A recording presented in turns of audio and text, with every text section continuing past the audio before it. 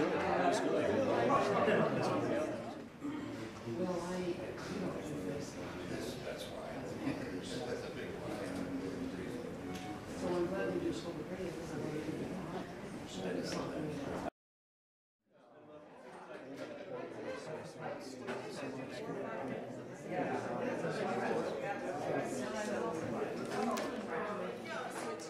everyone, thank you for coming today. We are very happy to have with us today the wildly and wonderfully creative Matt Blackwell. So I know everyone here at the gallery has been very excited to hear Matt talk. So I will be very brief so we can get to that. Just to give you a little bit of Matt's background. So he has a BFA from the Portland School of Art, which is out of the Maine College of Art, and an MFA from the University of North Carolina. He was recipient of the Marguerite Zorak Scholarship in Painting to Skowhegan. And recently, in 2005, he received a prestigious Guggenheim Fellowship. His work is in several museums, and most importantly probably to us, he's got several pieces in the PMA, including the wonderful moose with the fairy wings and little Day of the Dead characters running underneath, which I think Matt's going to talk about in a bit. So without further ado, here's Matt Blackwell.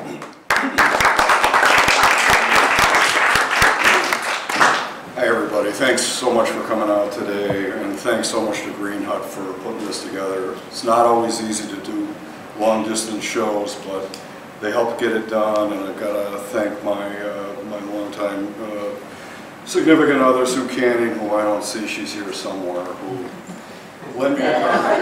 There she is, okay, you know, and my next trick will be, anyway, you know, there's no way I could get this done without her help. So I'm just going to talk briefly on the work, and I'm going to show a couple other pieces that relate to what I'm talking about, because things don't really happen in isolation. They kind of happen in groups, and I'll just kind of fill you in a little bit on my studio practice and how things happen. Talk about them a little bit formally and a little bit about the content. So, when they asked me if I would do this with Kathy Smith, I said sure, because to me, one thing that came to mind was like what Fairfield Porter had to say about painting when he was a critic, which was that the best things in figurative work are the abstract, and the best thing in abstract work are the figurative things, or the realistic things. So I just felt like it was a real chance for the paintings to talk to each other. And if I had stayed in Maine, I kind of feel like I'd have been making work like Kathy in terms of these beautiful grays and all-season landscapes that are truly Maine landscapes. I lost my status. I left in '86. I come back as much as I can.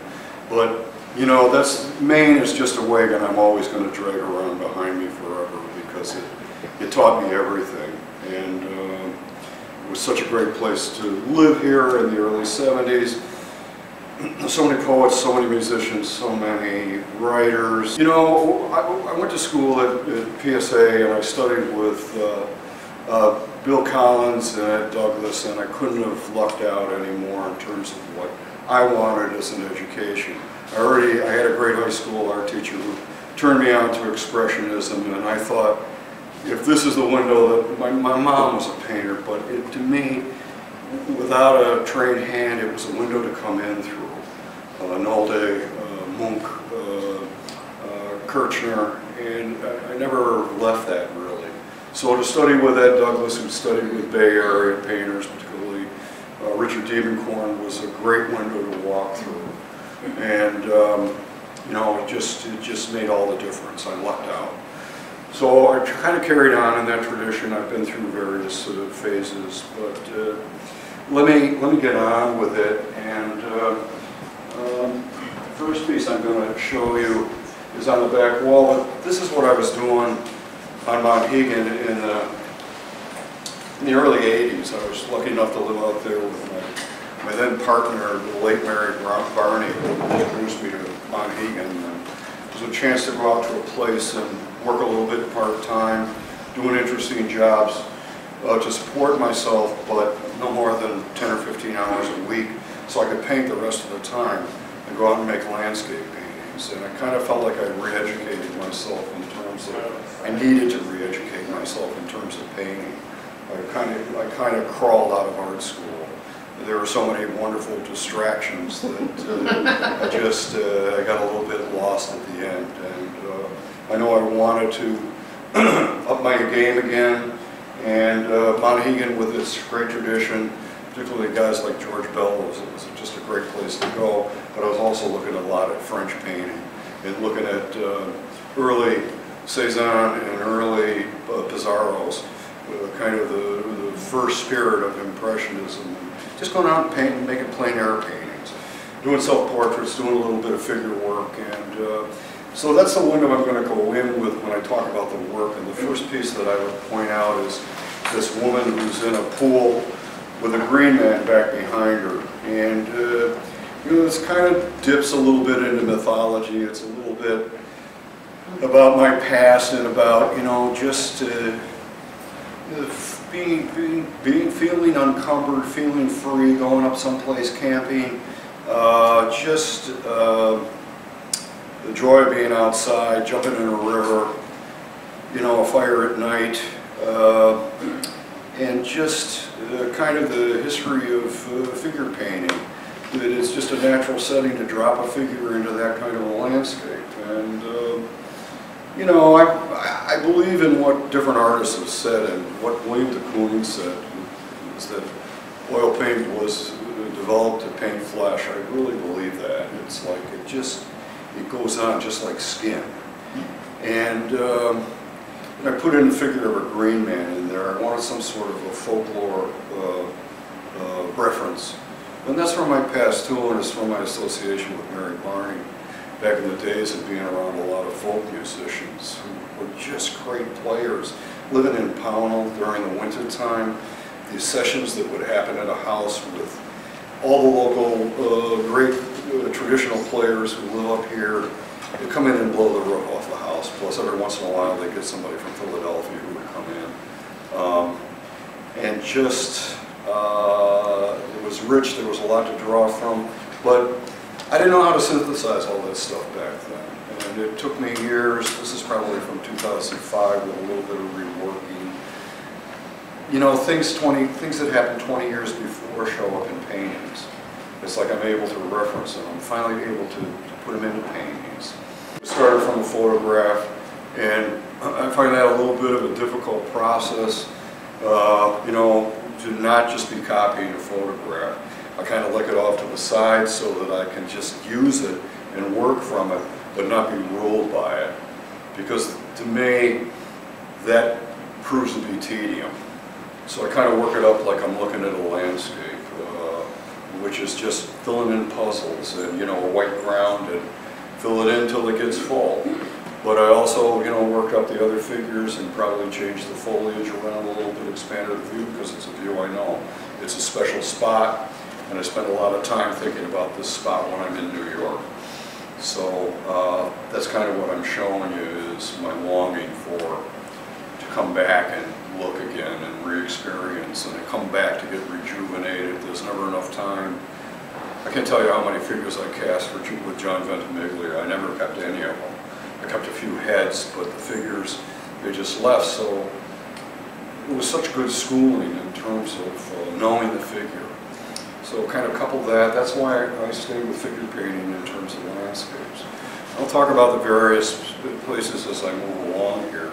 You know, this is another one that's worked up from a photo, and it's similar in terms of a figure in a pool. And it's like I have a lot of them. And sometimes I'm working just on paper, and just sketchbook paper. Sometimes I go over the top of my notes because it's a relief to not have a white ground. To just bust into it, there's already something there. It's like it starts looking good. I'm not doubting it from the start with one piece of white, you know, one piece of yellow paint on there. It's like, oh, okay, you know, it's like a safety net in a certain way. It works well, eventually it gets filled in. And sometimes the notes are in there. And I don't mind that either, you know, if it says olive oil, cat food, you know. I have books that are just full of that. So, you know, that kind of wordplay, and it's all part of it. It's all part of it. But, you know, the idea of like a figure in the water and just how the light plays on the figure, how it changes, how it distorts the figure. A lot of people do it. And I never get tired of it. And I never get tired of swimmers. I'm a swimmer myself, so it's like, it's always entertaining to be looking at swimmers under the water. And Ed Douglas is doing a great job over here. You know, he's made some fantastic paintings recently of painters.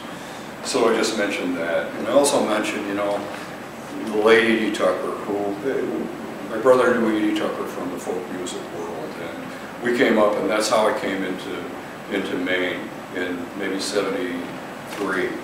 I spent maybe 3 or 4 days at her house and was able to check out the school. And so, you know, she was such a great help to so many people. You know, as I talk about this, you know, having Ed Douglas as a teacher, it introduced me to all the Bay Area painters who, for me, touched me in a really, very real kind of way. The early German expressionists seemed a little blown out of the water to me, but those guys seemed so personal in terms of what they had to tell you. David Parker, Albert Bischoff, Joan Brown, all great painters, but you know, a few things that they had to say.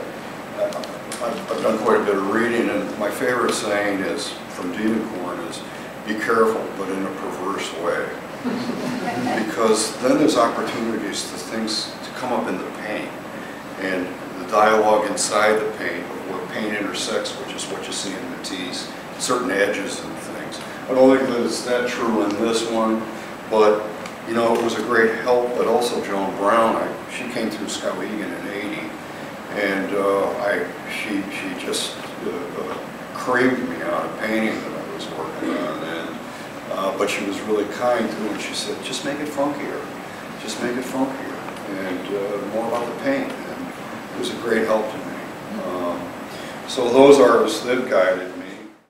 You know, I'll move on to the next one, which I think is a little bit more of a jump in terms of paint handling. This painting with a woman with a bear, which I have a whole series of these kind of things. And, you know, it was more about invented paint and kind of an invented landscape. No source, just work it up, just move paint around. You know, sometimes I work from photos, and other times I just want to free form it. I just want to see what comes up from pushing paint around. And I got kind of stock figures that showing up, one of them being this bear and this woman. And it's like it came from a camping trip of getting like a cheap, one of those bears that looks on a child's lamp. You know, it's cast like this. But I got a plastic one. So I use it in my drawing class. There's hundreds of drawings of this bear. But I use it too. And you know, I can move it around. I know the arm can go like this. And do all kinds of things. But my friend, she got a Chinese Barbie called Susie Girl, so I put them together in a lot of different paintings. One of them's up at the Portland Museum of Art. So there's a big series of those things. Larger scale figures would come up, and this one's called the Cuckoo, or Independent Republic, and it's just a figure that has a little green flag, which is like, to me, that would be the Independent Republic, and I got the idea from a Maria Marcus book on Bob Dylan and the band and early recordings, early 20th century music, primarily from Harry Smith's collection for folkways. It's all these odd voices. It's all these odd voices of like family bands and jug bands and string bands and, you know, fife and drum corps from the 20s and 30s when anybody could make a record. Anybody could be a recording artist. And everybody had a little family band. So it's all this weirdo music, and I just kind of like that window. The idea that, you know, maybe, well, it's great to have the schooling and everything, but I like those voices. They seem authentic to me.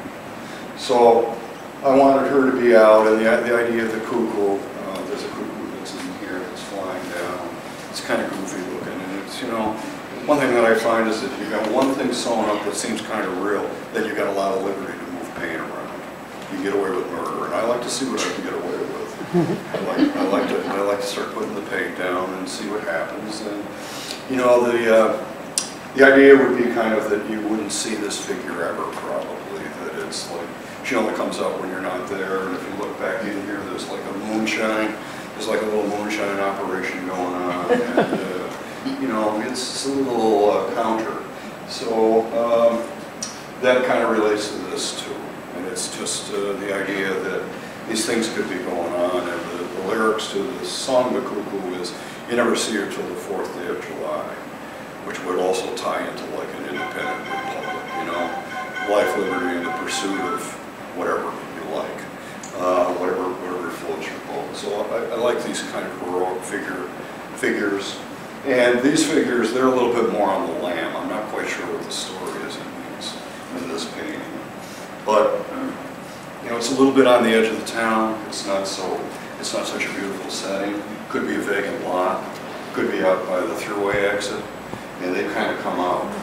And you know, I'm always wondering, are they on the lam? It's like, well, the bear's pink, so that's not very good camouflage. Maybe that's why they're out at night.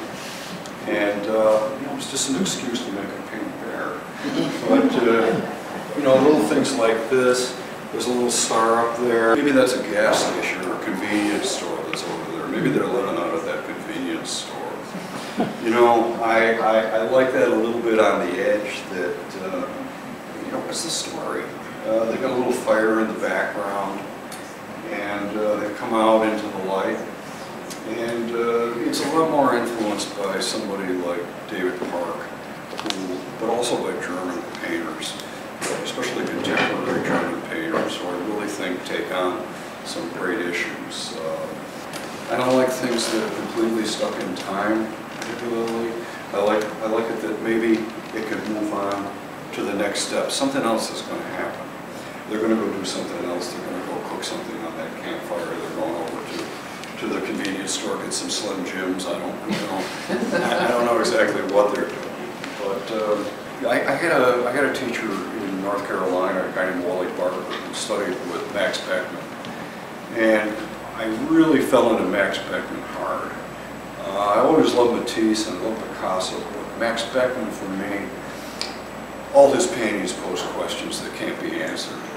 So I keep coming back to him, looking at his plight, like losing his professorship in '33, the Nazis took it away from him, and he stayed on, but you can see the writing on the wall, and you see that in the paintings. They're kind of fraught. There's this dark energy in there that it's like, you know, he escapes. He manages to make it to Amsterdam and lives out the war there. The stress of it probably killed him a little too early, but he launched a lot of boats. And in fact, I think somebody told me that Bernard Langley spent a little bit of time with him at Wash U. So also Philip Guston was a great teacher. So I love Max Beckman, and I love that kind of theater that he puts forth, and his cast of characters. So I have a cast of characters. They show up. I have to watch that I don't keep using them over and over. Bear and the Woman, that's one of them. You know, but it's kind of made with, like I like these paintings because I could work it up with a knife, like just a medium-sized knife, a chip brush, you know, which you would paint sashes on windows with, just a good bristle brush, and a little brush, like three tools that it just gets right to the paint. And I love working with knives. I love putting on impasto, and I know I'm probably a whore to some purist in terms of oil painting, but I got a space in the city that isn't well ventilated, so I can't put out a huge amount of turpentine for glazes. I love to work that way, but I've got to, you know, kind of stay straight linseed oil, so there's not a lot of transparencies. Paint tends to be kind of opaque and laid down. When I get a residency and I can open up a window, then I do glazes. So that's kind of how I work. You know, it's what there is. Go on to the next one, which relates to this, and it's like this is the moose that's in the museum. And I'm not going to explain all the stuff in there except to say that I guess I kind of see it as like how Maine has changed in terms of like, yeah, everybody's going. You know, and it's all up for sale, and it's the invasion that happens in, you know, every May Day, or not May Day, but Memorial Day, and it's like, but this was the initial sketch, so That's, well, not even a sketch, it's an initial painting, which is kind of the kitchen sink on paper, painted up flat. I work that way too. I do a lot of work on paper just because it's easy, convenient. I like working flat, using tempera paint, liquid watercolors, ink. Might even have a little bit of oil in it. I can't remember. But, you know, to see the two versions. I just wanted the moose to be prominent because I've always felt like, I mean, you could just stop in the Maine on the Maine Turnpike anywhere. As soon as you come in, walk out into the woods on the north side of the road and die. It's thick, it's dense, it's unforgiving. It's like the animals that live there understand it, but you know, we're not that adept at it. You know, it's unless you're born to it, and I do know some people in Maine who are kind of born to this, who really know it, who really know how to operate in it. I just always found it a little bit daunting, but I like that. I like that nature's in control. So it's like barn owl. This is on paper, and it's an oil on paper. And it's mounted on paper because I find that that's the easiest way to show them. Dealing with, in the studio with works under glass, the glass gets broken, the frames get broken, it's just so much easier to just mount it on canvas. I found a method to be able to do that, and it's, you know, this just came off the internet. It's like a couple of years, I like animals and I like animal imagery. A couple of years ago I did an open studio, and I thought, what's the most ubiquitous thing I could do? A box of kittens. So I went online and I just, all these pictures of boxes of kittens. I said, okay, I'm going to make some paintings. These guys have some of them here, but I did an open studio. Geez, I sold a lot of boxes of kittens. So it's like, okay. It was the same kind of the same thing with cows. It's like coming up here. It's like Margaret Myers, a great painter of cows. She has beautiful cows. She's right here, and I always thought that I could probably make a living just painting cows. And I like doing it. Go out in the truck. Oh yeah, set up. Anyway, let me move on to the next thing, which is this painting that's back here called Lonesome Devil. And it's just a devil walking in the landscape. I do a lot of walking figures. I just kind of like the idea of a figure in transition. And, you know, it's New Mexico. My family, my surviving family has been in New Mexico for a while, so I go out to Santa Fe to see my brother, and my late mother was out there for her last years and had, you know, grew all kinds of new ranches, so we just get to go out and look at New Mexico. And, you know, the significance of an object in New Mexico, if you put it out in the landscape in this huge expanse, to me it's really interesting, and I'm real interested in kind of native culture there in terms of like witchcraft or, you know, sorcerers. Not that I want anything to do with it, but it's interesting to me. And my brother would take me out to these little Spanish towns on about 30 miles outside of Santa Fe, and drive me around, show me places, and it made a huge impression on me. I could recall him. To work up a landscape, it's another one that's worked up and kind of a walking figure. You know, the devil's got the blues, there's a black cloud over his head. It's a terribly lonely job to just continue to work evil, you know. You know, we kind of have seen that, you know, we're witness to that now. It's very isolating. And, you know, you can have delusions. So, you know, there's a big X on there, there's a couple X's, and, you know, they kind of symbolize where you would sign your name to get what you want. It's like, oh, to go with the devil, okay, so you know, the devil shows up in the painting, and I think it's an important element to drop in, but I also think that the head on that devil showed up from a papier-mâché devil head that's in my classroom. That's the most benign devil you've ever seen. You just have to like him. He's nice, and the skeleton that I have in the classroom, he's missing a head. So at the end of the semester, I make a big setup. It's a whole still life. It's related to the painting that's in the window. Winter Pulling Spring's Leg. I make a massive setup, and I put that devil's head on the skeleton. And I've got a lot of kids from Central America and a lot of kids from Mexico, and they're like, you know, they get it. You know, we can kind of talk this Day of the Dead kind of thing, and we can bunch of skulls and a bunch of wine bottles and put them around. And I kind of make it for myself. I work from them later. But, you know, they get to work from them too. So that's another method that I work. It's like installation. But I'll talk about that with the last painting, which we can't even see. The isolated figure walking on the road. Portland Museum bought this from me from biennial, 2 biennials ago, of a man walking from summer into winter. And I did it at the Vermont Studio Center after 9/11. I just really wanted to get out of New York. They had an opening. They said, "You want to come?" I said, "Sure." And it was a warm fall, and I think I had a knee that was bothering me, and we just kind of limping around and going up in the woods, like even up into November. And I just kind of felt like this guy carried all the baggage of that event. And you know, it's just going to just keep spiraling.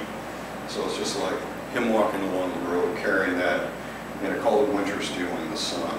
And you know, I don't know if he's stealing it, if he's a thief, or whatever, but I like these walking figures. And I kind of got the idea from George Baselitz.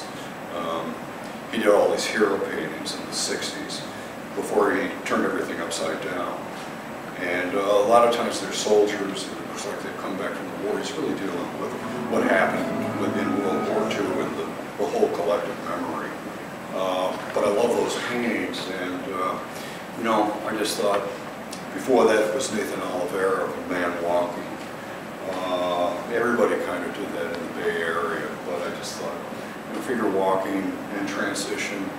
But I think that it still rings for me too, and especially in terms of like the refugee world, that it's like that's ever gaining, and more and more people are displaced, more and more people are homeless, more and more people need a place to go. And you know, so for me, it still resonates in that way. I like it if they would read a lot of different ways. You know, you could also just read this kind of blues influenced, kind of man on the highway, man on the road. I'm really pushed and pulled around a lot by that kind of music. And kind of lost figure that you'd find in like Russell Banks, in terms of writing, Russell Banks, Cormac McCarthy, can't think of the other writers, but I'm pulled to that kind of work. But in terms of that, you know, specifically, it's like it kind of cues me into a band song, which I used to sing in a jug band, so I'm just going to read it to you. It just goes like this. Picked up my bags and I'm looking for a place to hide when I saw Carmen and the devil walking side by side. I said, "Hey Carmen, come on, let's go downtown." She said, "I gotta go, but my friend can stick around." So it's just kind of like, that song always resonated with me, and it's funny, and it's just kind of like, you know, it's kind of like street life, and how it used to be to even live in Portland at a time. Okay, so I'll go to the next one, which is Manifesto, which is back in this nook. And again, it's, you know, I think it was a found canvas that sometimes, I live in a building that sometimes spits out art, unfinished art projects that have hardly been touched on. But the canvas has been around for a while, so it's like I started to repaint it. It gave me a devil of a time. It's been a lot of different paintings. It wasn't clear as it should be, but it worked itself out in terms of it becoming a painting, and a painting of something. And the setting was kind of set for me. It's up in Golden Colors, up in upstate New York. I had to do some repair on a cow that I sold in the sculpture. And it was kind of what I was looking at. They had some tamarack trees in the background. And there was a figure, and it was a field, and it was all these other different things. Finally, the figure ended up here, and you know, her manifesto was in her hand, and you know, it might be the 11th commandment, which I can't say to this room, but I'll whisper it in your ear if you want. And it says up here, her message. She points, and it says, "More pasture than future," which is where I'm at. And, you know, that time is short. And, you know, particularly with the Women's March in New York, like 2 years ago, that it was an amazing thing to witness. The roar of that crowd coming up the avenues. Wow, I've never witnessed that before. And so many just everyday people coming out to voice their opinion. And so strong that I thought, especially with the Me Too movement, that it's like, yeah, you know, she should be standing out there. But it also made me think, I read a story about the time that I was working on this, of Pete Seeger going out from his home in the Hudson Valley with a sign on a stick down to the state route below in the wintertime and just holding it up. It was about the war in Iraq. And just that solitary protest, that it's like, wow, good for you. You know, just leave the warm house, go down to the road, hold up your sign. So I thought, well, you know, who's she protesting to? It's just more about an individual act of protest. And it's like, some of my work deals with that, because I've got a lot to vent these days. And, you know, I'm not being real particular about it.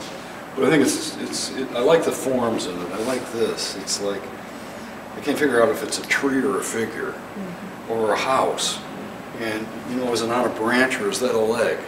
You know, it's like, I like that ambiguity of form that, especially you get in early Diebenkorns. It's like, especially the stuff from Albuquerque, you can spin those things around if you have a book and look at it from all four sides. You know that's what he was doing while he was working on it. And it keeps me going, and there's all kinds of little hidden things in there.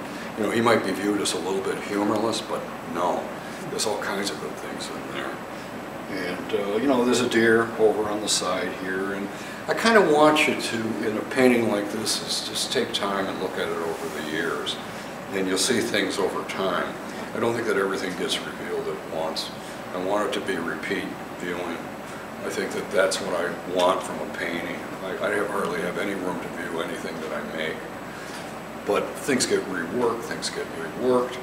And at this stage, it's like not so much new work all the time, it's like maybe the old work needs to be better. To that, and this is one that was maybe going to come up here, but it's just called Paradise. And it's a woman with a turtle. It's a little 20 by 24 painting. And oh, there's various figures that are set around in there. There was this prominent orange figure. The great orange one was back here, and he was prominent. And finally, at one point, I just decided I don't want him dominating the picture. It's like, let's paint him out, let's exclude him from it, because the simple pleasures that we might know in our day-to-day life, what would he know about that? You know, he is excluded from that. It's like, you know, going out and sitting out at two lights, that's not part of it. And, you know, all that stuff is for free. All that free stuff that we get, because we notice it. Okay, so enough of that. I go on to the next one, which is this painting that's over here on this wall called Empty the Bag. And, you know, I don't know where I got the title from, but I think it's kind of like jazz titles. There's a jazz tune that I'm not sure if Roland Kirk wrote it or Charles Mingus wrote it, but it's called Gash Your Wig. And I always thought, what does that mean? But it's a great term, and I love it. It's like, okay, I'm ready to do it. So this one's Empty the Bag, and it's like, it's really about, you know, letting go of things, the things that happen in your life and moving forward. And that she empties out that bag, and behind her is a figure that holds the world on its shoulders. It's kind of an Atlas figure. It's kind of a cat. It's kind of human, and it has something on a t-shirt that looks like almost like a figure of Christ, which I think I kind of got from Rodin or Gustave Moreau or one of those strange symbolists, you know, that, okay, yeah, that'll work in, but that's also from Sue's study of like her looking at those things. I see it out when I'm over there. Oh, okay, yeah, we'll work that in. And then, you know, things fall out of the bags, chicken heads, palette scrapings, the orange one is in there.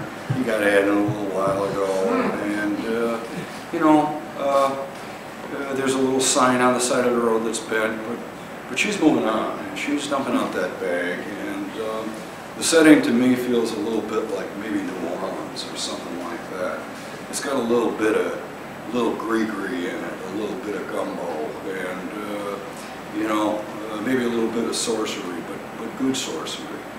And you know, that's kind of the bag. That's I like that mystery, and you know, I made the painting. Probably started the painting in 2009. Languish. It goes back into the stacks, and then it shows up again. You do some more work, and then over the last year, that blue that's in there is a phosphorescent blue that I got from Williamsburg Paint, which is just this beautiful color. And you put it over the top of black, and it just glows. So it's like that made the painting. It was the last thing that I did. So you know, you just have to just keep looking at things and thinking about possibilities. And you can't see it, but some of you can't see it, but it's related to this too. It's another painting of a woman on a horse, and it's called "It Just Falls Away," which is some sort of desert landscape with her spiral. You know, it's a lasso of truth or whatever, but it's got this spiral on it, and it's kind of, I wanted to kind of mystify you, and you know, the horse is kind of a burro. It's not very pretty, and she's headed somewhere, and then these things fall away, and it's, you know, it's like a star in a box, a lost glove, kind of the orphans of life, or, you know, you can't keep a star in a box. And, you know, just stories make themselves.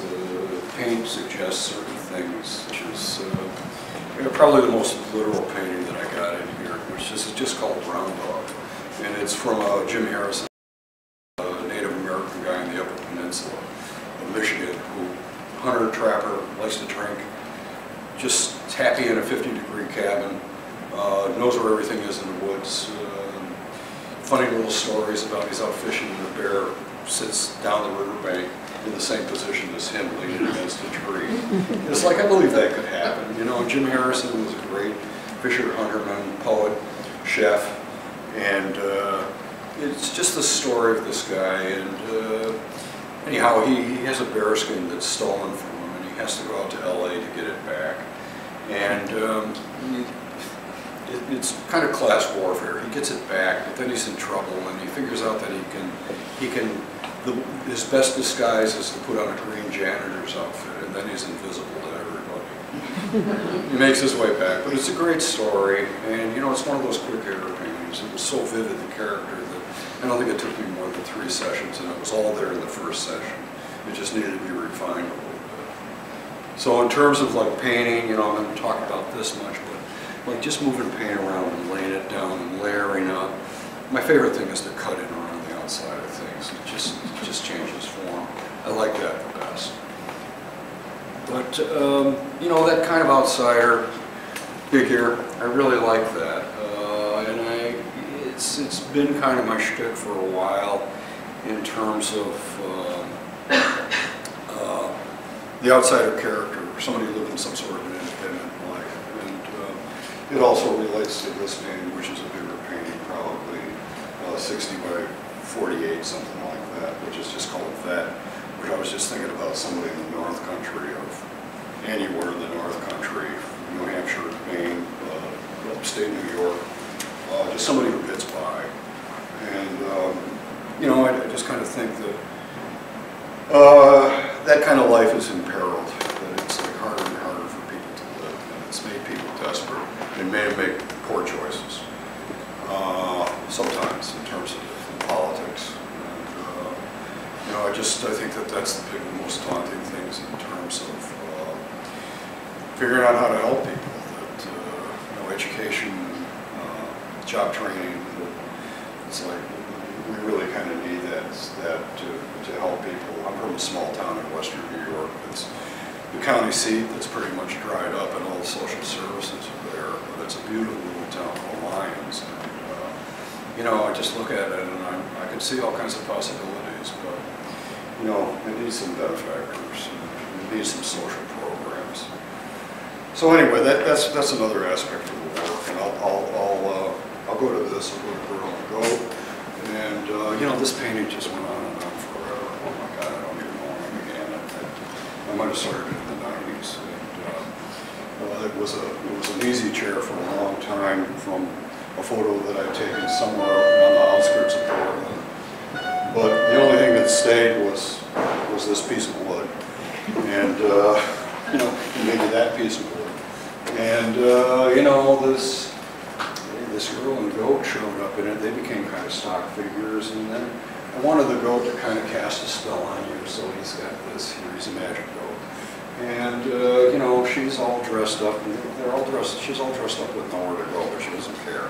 She's happy, she's got the goat. And, you know, that's kind of the story. You know, another band line is, you know, Time to Kill, What a Thrill, June and July. So, I like those guys. In particular, a wellspring for me is the band's basement tapes, because they were listening to all that Harry Smith music, all those weirdo voices, but also Big Pink, which I've been listening to thousands and thousands of times. That it's hard to classify, but it feeds my brain. So that's, you know, there's a painting that's in the window. You can kind of check it out from outside.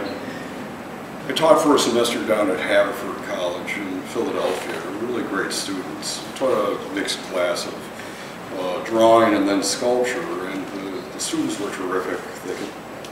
A lot of those students followed me into the sculpture class. They had a good shop.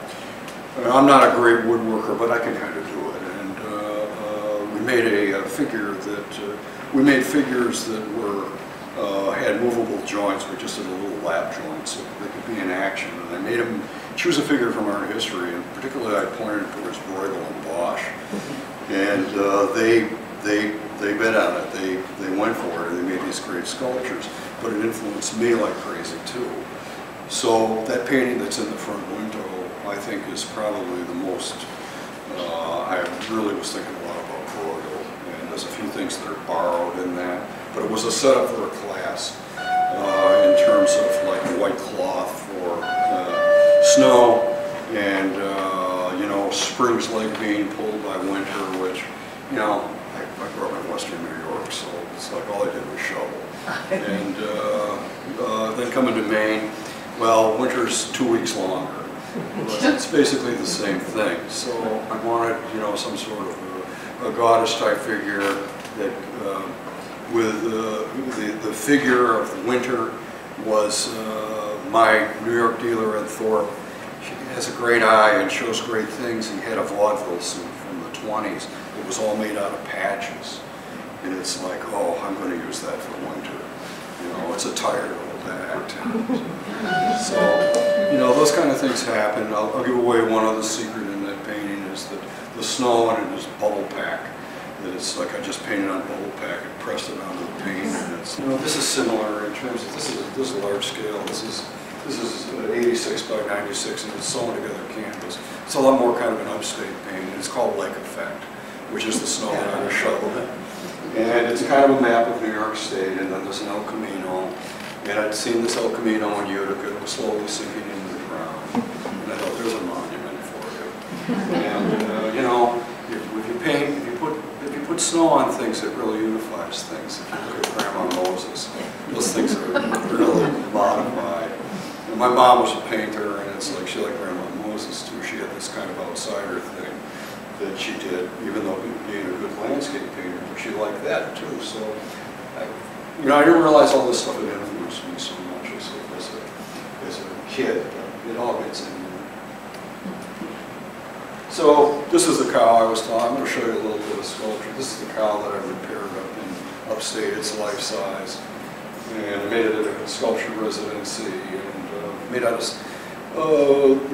it's an armature of drywall studs underneath, and the outside skid is a ceiling tin. And then this was the canoe that I had at the Portland Museum, which lives in my hallway now.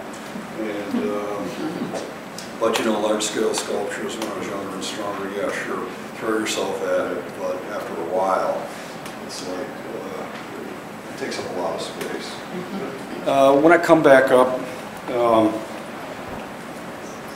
I make drawings Stay at Higgins Beach, make landscape drawings. I just kind of give myself over to it. So there's a few sketchbooks that are here. You're welcome to look through them.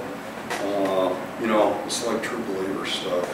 It's either Western Maine or Higgins Beach, and you know, I do this one out in the rain, and the rain helped. So, keeps you loose. So that's about it. Any questions? Do you ever really finish a painting? You know, this is a good question. I mean, I think that at some point when it looks back at you, it's like that's the Cooling's answer. When it looks back at you from across the room from a certain spot where you want to see it from, then I feel like I'm done. You know, that it's like, I don't think any more paint should go on. I don't think that the form should be resolved anymore. That's always kind of the game. And it's like if it's looser, then that's a tough game. When is it convincing?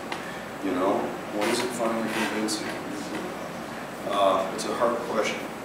I've always fantasized that I could be like a 12-inch knife, right? With but I need assistants. They have to mix up all the paint for me. It's got to be ready, like Takuni. His assistants, they mix it all up into coffee cups. He could just walk in and just start painting. And then he had a scupper underneath, where if the paint fell off, he could use all that stuff to paint on paper or to start a new painting.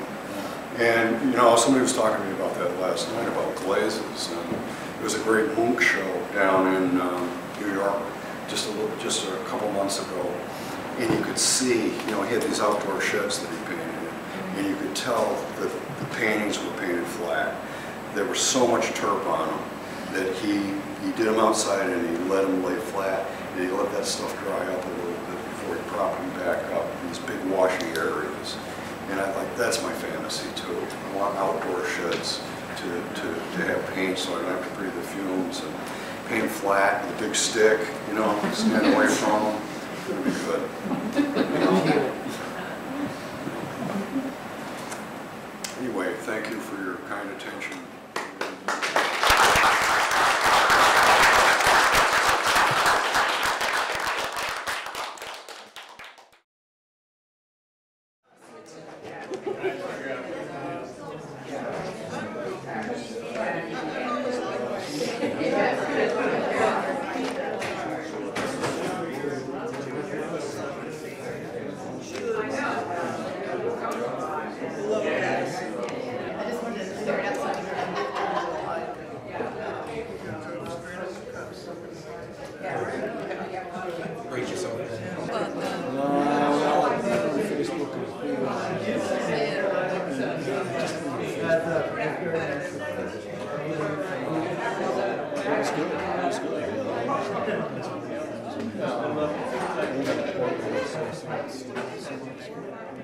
Yeah.